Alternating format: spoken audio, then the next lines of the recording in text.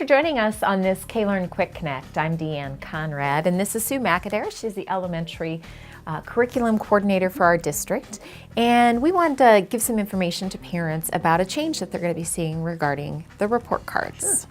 So tell us a little bit about, we are moving from the traditional model of a report card to standards-based grading. This is something that the middle school is a little bit farther ahead on than our elementary, but let's talk about what parents might see. Okay.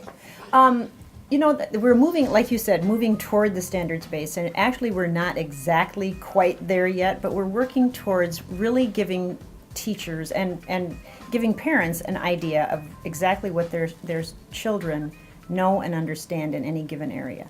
So obviously the subjects that we teach are divided into standards or learning topics, and we want to be able to tell parents what their child knows and understands in relation to those standards. And we want to give as clear a picture of that as possible. Okay. I seem to remember elementary grading as, you know, S and those types of things, not satisfactory, satisfactory. Are those methods still going to be used? Good question. At the primary level, kindergarten first and second, they will be graded as they were last year, with a P for proficient, Yes. an I for is improving, and an N for needs to improve, or not there yet, is what I kind of like to think of it as. At the intermediate grades, they'll still get a grade, an A, B, C, D, or F, but they'll get them in more areas than they did before. Previously, you might get a math grade. So your grade in math for this quarter is a B. This year, you'll be looking at individual learning topics, because at every grade level, we teach algebra, we teach number sense, we teach geometry, we teach data, we teach measurement, we teach lots of different strands under mathematics. So whatever they've been working with that quarter, they'll have a grade. So it's possible that they could have 3 grades in math in one quarter. They may have a B in algebra, but maybe they really excelled in number sense and they have an A there.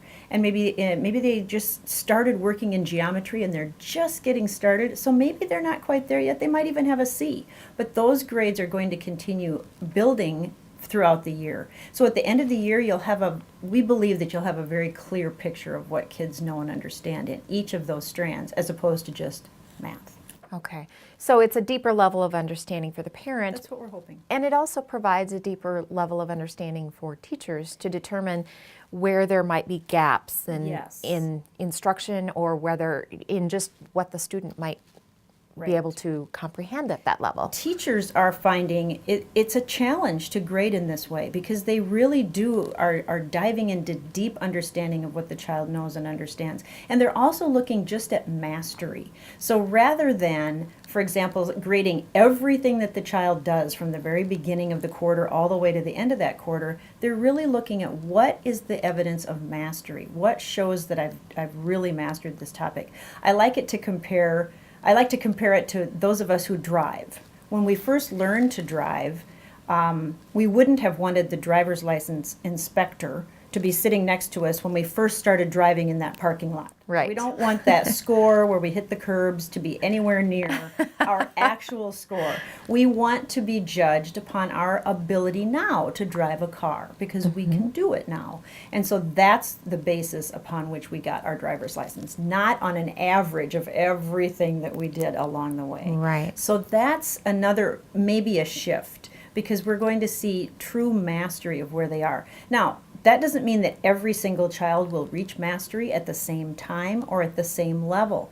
So that's where the teacher's responsibility will be to convey to that parent, you know what, here's the standard and your child is not quite there yet, but here's where they started and here's how they've improved. So even though they're not quite where we'd like them to be yet, we know they're working toward that. And we'll be in contact with you if there's anything that falls below or anything like that. On the other side of that coin, if they're going above the grade level standard, maybe this child just really excels in some area, we need to convey that to parents as well. So that they can have additional, enhanced lessons or whatever the case is. Yes. So this may seem a little confusing to parents, but talk me through when they get the report card. Will they get the report card after conferences, before conferences, or what do they do when they get it and they think, oh, I'm not really sure what to say here or what this says? Yeah, we have a parent guide that will come out, and different buildings at the elementary levels are kind of handling that in different ways. Sometimes they're sending that out ahead of time. Sometimes they'll have that available right the night of conferences. It's always going to be available so parents can get it. Same with the report card. There are some schools that elect to send it home early. Some talk about it right there at conference time. So it's kind of hard to say exactly Sure. what will happen. But when they get that report card, they'll notice that there is a ranking for the academic topics in the primary grades of that proficient, needs to improve, is Okay. improving, and the intermediate will have the letter grade. But in addition to that, the other piece of standards-based grading is that we know that effort, for example, how hard you work at something, really does make a difference in how well you do. We recognize that, but we want to share that information with parents in a separate location on the report card. Okay. So we will have numbers that indicate how well they're doing in some of these behavioral objectives, like stays on task, Okay. pays attention to what they're doing, talks at the appropriate times. That's always a big one at the elementary grade. I'm sure mine would have been low in that category. So then we rank them according to, if they give a 1, that means rarely. They're rarely talking at the appropriate times. They really need to work on that. 2 would be occasionally. We're seeing some growth. 3 would be usually, and 4 is consistently. They've got that behavior down and they know how to do that.